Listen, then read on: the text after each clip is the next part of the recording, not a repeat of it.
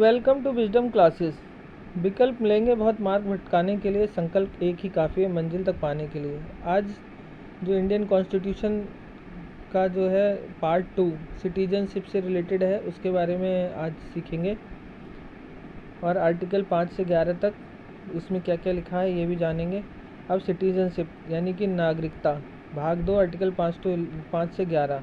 अब ये देखिए कि सबसे पहले भारत जो कॉन्स्टिट्यूशन में, इंडियन कॉन्स्टिट्यूशन में भारत के लोगों के लिए कौन सी 3 टर्म्स यूज़ हुई हैं, 3 तरीके से उनको डिफ़ाइन किया गया है। कहीं पर ऑल पर्सन इस्तेमाल किया गया है शब्द, कहीं उनके लिए सिटीजन, कहीं माइनॉरिटी। तो ऑल पर्सन्स कहाँ यूज़ किया, जहाँ की यूज़ किया गया है वहाँ तो जो इंडियन टेरिटरी में रह रहे हैं लोग, चाहे वो देसी हो विदेशी हो, सब ऑल पर्सन्स हो गए। और सिटीजन के लिए जो है वो भारत, जिन्हें भारत ने अपना नागरिक माना है, जिनका आधार अभी हम देखेंगे क्या है। माइनॉरिटी में वो आ जाते हैं जिन्हें संविधान में कुछ विशेष वर्ग के अंतर्गत रखा गया है, और इन तीनों के लिए ही कुछ राइट्स और प्रिविलेजेस अलग अलग तरीके से निर्धारित किए गए हैं, और उसी आधार पर उनके उन आर्टिकल्स में उनको लाभ दिए गए हैं कि सिटीजन को कौन से लाभ हैं, और ऑल पर्सन्स कैटेगरी में तो क्या लाभ होंगे, माइनॉरिटी को क्या लाभ है। तो इसी तरीके से जब सिटीजन के कुछ विशेष अधिकार और प्रावधान कर दिए गए, अब बात आई कि अब इन्हें जो विशेष प्रावधान तो दे दिए गए, तो ये इन्हें नागरिक किसे माना जाए, अब इसको डिसाइड किया जाएगा।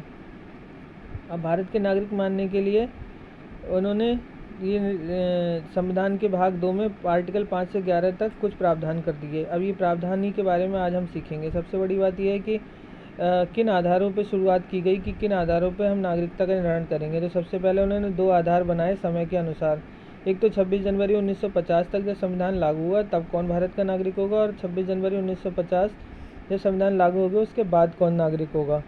तो जो 26 जनवरी 1950 के बाद जो नागरिक होगा वो तो आर्टिकल 11 में लिख दिया उसके अनुसार कि जो भी होगा ये निर्धारित करेगा कौन, संसद एक कानून बनाकर।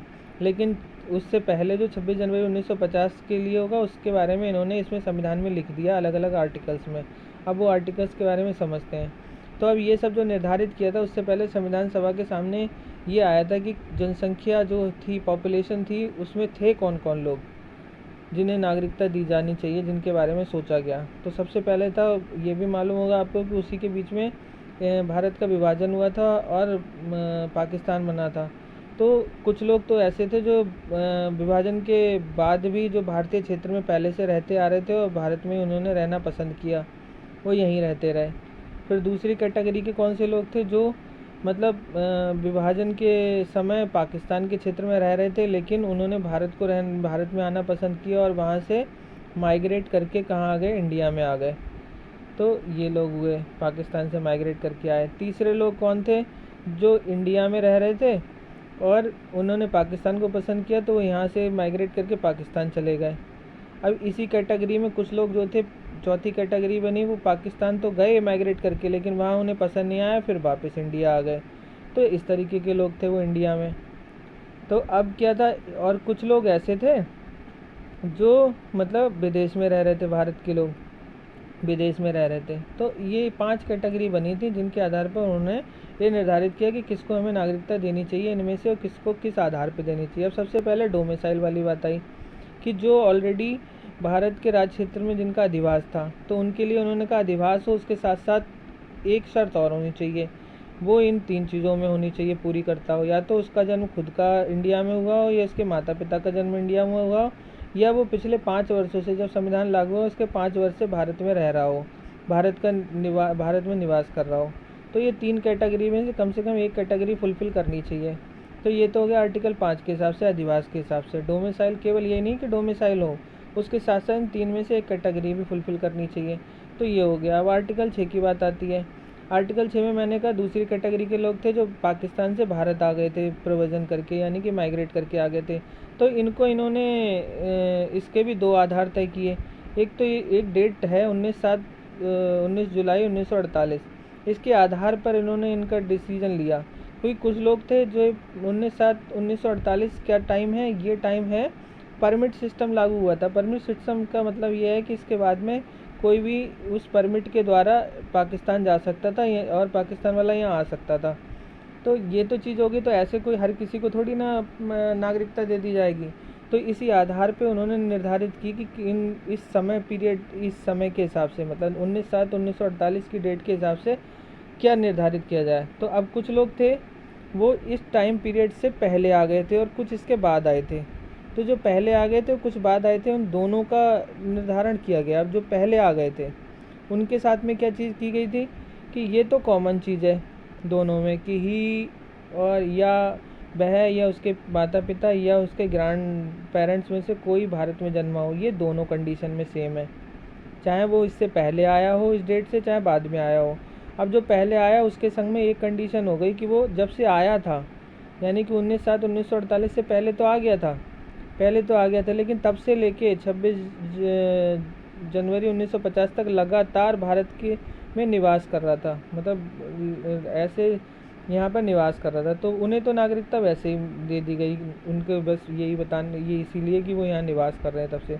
लेकिन कुछ लोग जो थे वो इसके बाद आए थे, 19/7/1948 के बाद, यानी कि पहले वालों को तो केवल रहने के नाम पे मिल गई लगातार, मतलब यहाँ तक 26 जनवरी तक। और कुछ लोग जो थे जो बाद में आए उनके लिए कुछ समय निर्धारण किया गया। मैंने कहा पहली कंडीशन तो दोनों में लागू हो रही थी कि वह, उनके माता पिता या फिर उनके दादा कोई भी भारत में रह रहे हैं, और वो भी कौन सा भारत, अनडिवाइडेड भारत का हिस्सा, चाहे वो पाकिस्तान वाला एरिया हो उस समय का, चाहे कुछ भी हो, लेकिन अनडिवाइडेड इंडिया में। अब ये आ जाता है कि जो बाद में आए उनके साथ में एक सबसे बड़ी बात थी कि परमिट ऑफ रीसेटलमेंट, यानी कि वो इस विचार से आए हों कि उन्हें भारत की नागरिकता लेनी है, यानी कि उन्हें यहाँ रीसेटलमेंट करना है, यानी कि यहाँ रीसेटल होना है वो, और इस चीज़ का परमिट उन्हें लेना है। तो अब ये इसके लिए उनके लिए कंडीशन थी कि ये तो एक हो गई कि नागरिकता लेने आ रहे हैं उसके बाद में, लेकिन उसके साथ साथ उन्हें जब नागरिकता की बात करके माइग्रेट करके आए जिस डेट से, उसके बाद से उन्हें 6 मंथ तो रहना है लगातार। और 6 मंथ के बाद में उनकी दूसरी शर्त क्या होगी कि उन्हें एक एप्लीकेशन जो है सबमिट करनी होगी एक ऑफिसर के सामने, जिसे इसके लिए निर्धारित किया गया है नागरिकता से संबंधित रजिस्ट्रेशन करने के लिए। और उसके बाद में जब वो उसके सामने एप्लीकेशन होगी और उसने उस एप्लीकेशन को, उस आवेदन को मान लिया और उसके बाद में उसे रजिस्टर कर दिया एज ए सिटीज़न, तब वो सिटीज़न के तौर पे रजिस्टर हो गया। तो इस आधार पे ऐसे दोनों की नागरिकता हो गई। अब क्या करते हैं कि आर्टिकल 7 आता है, उसमें क्या हुआ मैंने बताया था कि अब आने वाले भी हो गए और रहने वाले भी हो गए। अब कुछ लोग जो थे इंडिया से पाकिस्तान को माइग्रेट कर गए, साथ में दिया हुआ है तीसरी कैटेगरी माइग्रेट कर गए। और मैंने कहा था कि चौथी कैटेगरी फिर इसी में दोबारा साथ में हो गई कि जो गए तो थे माइग्रेट करके पाकिस्तान, लेकिन फिर वापस भी आ गए। तो अब जो इस कंडीशन में जो पहली वाली बात रह रही, तो उसमें डेट की निर्धारण है 1 मार्च 1947 के बाद की बात है ये सब।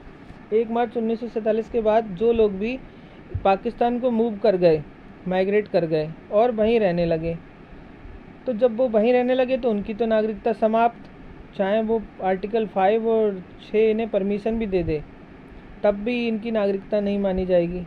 लेकिन उन लोगों की जो 1 मार्च 1947 के बाद में गए तो थे बाद, लेकिन वापस भी चले आए, तो जब वापस चले आए उनके साथ में फिर वही रूल लागू होगा, उन्हें उसी तरीके से ट्रीट करा जाएगा कि सबसे पहले तो उनका पहले कंडीशन वही होना चाहिए, ही और उनके पिता और या उनके ग्रैंडफादर में से कोई भारत में जन्मा हो और वो रीसेटलमेंट के लिए रिटर्न आए हों और उन्हें ये परमिट, मतलब उन्हें चाहिए इस चीज़ का कि रीसेटलमेंट का।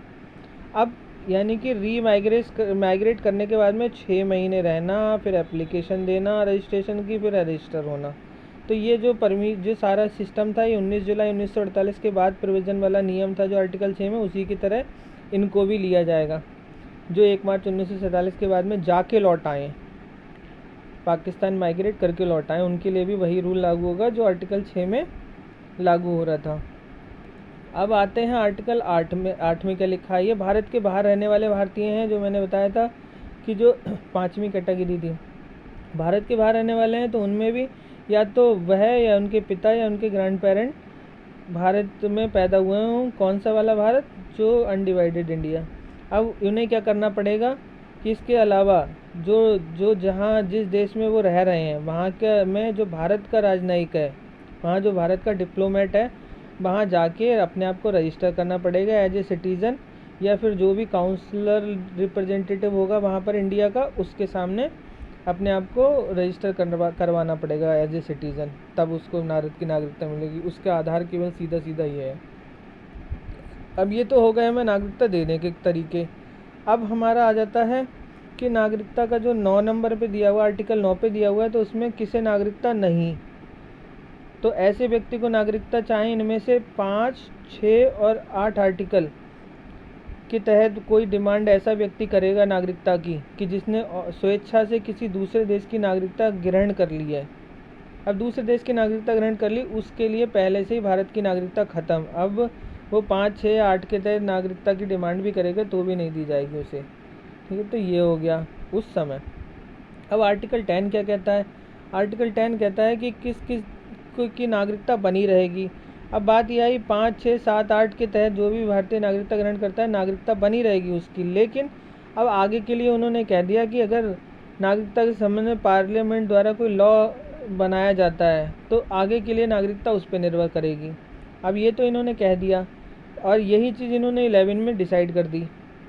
आर्टिकल 11 इसी से संबंधित आगे का पार्ट कहता है कि नागरिकता से संबंधित पार्लियामेंट के पास में क्या पावर्स हैं।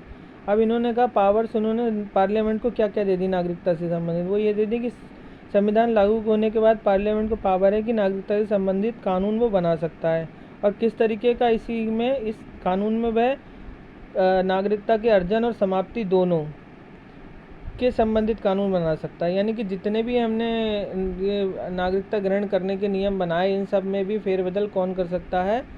संसद कर सकता है। तो इसी आधार पर बाद में 26 जनवरी 1950 के बाद में नागरिकता देने के लिए भी ये कौन सा सिटीजनशिप एक्ट बना? इंडियन सिटीजनशिप एक्ट 1955, भारतीय नागरिकता अधिनियम 1955 बनाया गया। तो ये जो बना है इसी के आधार पर अब आगे के लिए नागरिकता का निर्धारण हुआ है, और इसके भी हम बारे में पढ़ेंगे, वो पार्ट 2 में पढ़ेंगे, क्योंकि उसके क्लॉज कुछ अलग हैं कि किस आधार पर नागरिकता नहीं मिलेगी, किस आधार पे मिलेगी, किसको कैसे मिलेगी, ये सारे प्रोविजंस हैं उसमें। अब उनको पढ़ेंगे अगले उसमें। तो अभी तो केवल मेरा पर्पज़ था आर्टिकल 5 से 11 में क्या लिखा है ये आपको बताना, जो कि कॉन्स्टिट्यूशन में लिखा है। अब जो मतलब अधिनियम में लिखा है वो हम अगले उसमें पढ़ेंगे, जिससे मिक्स ना हो। ठीक है। अब आपको अगर लेक्चर पसंद आया हो तो लाइक कीजिएगा, शेयर कीजिएगा और सब्सक्राइब करते रहिएगा, जिससे आपको लेक्चर्स इस तरीके से मिलते रहें। धन्यवाद। अब मिलेंगे किसी और लेक्चर में।